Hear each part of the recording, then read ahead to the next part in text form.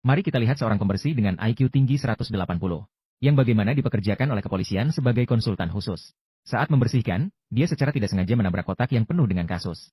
Saat akan mengambilnya, dia menemukan bahwa arah penyelidikan polisi sepenuhnya salah. Mira menggabungkan informasi terpecah-pecah ini. Sebuah tempat kejadian perkara yang lengkap muncul di benaknya. Ternyata korban yang seharusnya malah dianggap sebagai pelaku oleh mereka. Maka dia dengan cepat mengoreksi di papan kasus. Dia melakukan kebaikan tanpa mengharapkan nama. Namun keesokan harinya, detektif melihat catatan di papan kasus dan marah besar. Kasus pembunuhan bukanlah hal yang bisa dianggap remeh. Siapa sebenarnya yang mencoret-coret papan kasus? Anggota kepolisian yang hadir menjadi terdiam. Daphne, saya ingin tahu siapa yang melakukannya. Kemudian mereka melihat adegan yang mencengangkan di rekaman kamera pengawas. Pembersih baru, Mira, ternyata sedang menari larut malam di kepolisian. Tidak lama kemudian, Mira menerima panggilan. Pemimpin Jinji mengatakan bahwa mengubah kasus kriminal adalah kejahatan berat. Namun, Mira menjawab bahwa dia hanya melihat kesalahan dan memperbaikinya. Tidakkah mengakui kesalahan dan memperbaikinya adalah kebajikan tradisional? Pernyataan ini menimbulkan ketidakpuasan di hati detektif Jack. Saya telah menangani kasus selama puluhan tahun, jadi tidak seharusnya seorang pembersih mengkritik. Namun, Jinji justru memintanya untuk menyampaikan pendapatnya. Mira pun tidak lagi menyembunyikan kemampuannya. Dia menunjuk mayat dan mengatakan bahwa istrinya tidak mungkin menjadi pelaku.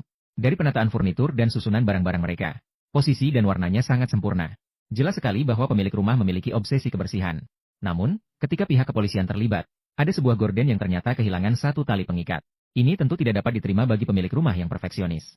Melihat bekas selotip di kaki kursi, dapat disimpulkan bahwa korban diikat dengan tali dan selotip di kursi. Dan di pergelangan tangan mayat pria ini tidak ada bekas cekikan. Jadi, yang terikat bukan dia, melainkan istrinya. Korban tidak bergerak dari saat dibunuh hingga akhir. Pasti ada orang ketiga di ruangan itu. Dialah yang membunuh tuan rumah dan mengikat istrinya. Inilah pelaku yang sebenarnya kalian cari. Teori luar biasa itu membuat kedua orang tertegun.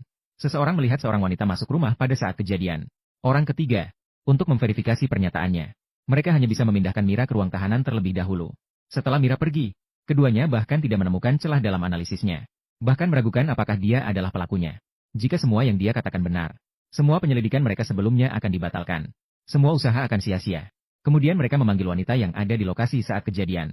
Apa yang kamu lakukan di rumah korban kemarin? Saya tidak pergi ke rumahnya kemarin. Jack menunjukkan foto dirinya di TKP. Namun, gadis itu bersikeras membantah. Dia bilang dia bekerja di rumah sepanjang hari. Tapi tidak ada yang bisa membantunya memberikan alibi. Karena itu, polisi mencurigainya sebagai orang ketiga di tempat kejadian. Dan pernyataan Mira sepenuhnya benar. Polisi segera membebaskannya setelah menilai semua kebaikan dan keburukan. Namun saat dia pergi, dia hanya melirik ke komputer. Dan dia menyadari bahwa gadis itu bukan pelakunya. Karena itu sebenarnya bukan video dari kemarin.